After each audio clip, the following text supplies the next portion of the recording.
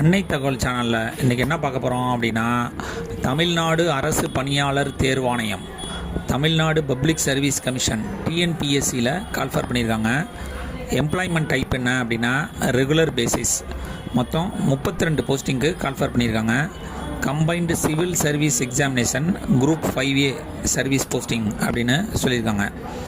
என்னென்ன போஸ்டிங்கு, எவ்வளோ வேக்கன்சி அப்படிங்கிறத ஒன் பை ஒன்னாக பார்க்கலாம். ஃபஸ்ட்டு அசிஸ்டன்ட் செக்ஷன் ஆஃபீஸர் 22 போஸ்டிங்க்கு கால்ஃபர் பண்ணியிருக்காங்க. நேம் ஆஃப் தி டிபார்ட்மெண்ட் வந்து secretariat other then law and finance department அப்படின்னு சொல்லியிருக்காங்க. ஜென்ரல் கேட்டகரிக்கு 7 posting, BC 6 posting, BC Muslim 1 posting, MBC மற்றும் DC 4 posting, SC 3 posting, SCA 1 posting அப்படின்னு சொல்லியிருக்காங்க. Second assistant section officer finance general category 1 posting, BC 1 posting, SC ஏல 1 posting. Third assistant 1651 post கோடு அப்படின்னு சொல்லியிருக்காங்க. Name of the department வந்து செக்ரட்டரியேட்டில் other then law and finance department. General கேட்டகரியில் 2, பிசியில் 1, MBC and டிஎன்சியில் 1, எஸ்சியில் 1, மொத்தம் 5 வேக்கன்சி. கடைசியாக அசிஸ்டண்ட் ஃபினான்ஸ் ஜென்ரல் கேட்டகரியில் 1, பிசியில் 1 போஸ்டிங், மொத்தம் 2 போஸ்டிங், டோட்டலாக 32 போஸ்டிங் அப்படின்னு சொல்லியிருக்காங்க.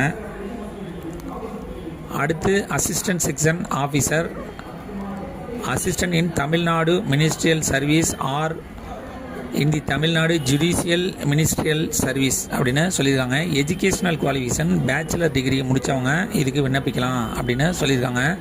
இதை தவிர drafting experience for a period of not less than 5 years இருக்கணும். டிராஃப்டிங் எக்ஸ்பீரியன்ஸு 5 வருடத்துக்கு குறையாமல் இருக்கணும் அப்படின்னு சொல்லியிருக்காங்க.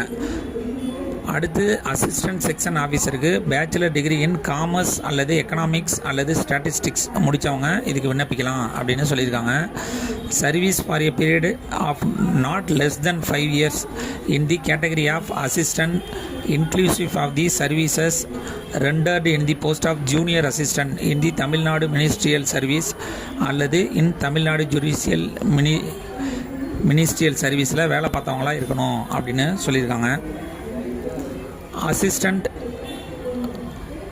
Bachelor degree service for a period of not less than 3 years இருக்கிறவங்க அதுக்கு விண்ணப்பிக்கலாம் அப்படின்னு சொல்லியிருக்காங்க. கடைசியாக உள்ள அசிஸ்டண்ட்டுக்கு பேச்சுலர் டிகிரி இன் காமர்ஸ் அல்லது எக்கனாமிக் அல்லது ஸ்டாட்டிஸ்டிக் முடித்தவங்க விண்ணப்பிக்கலாம்.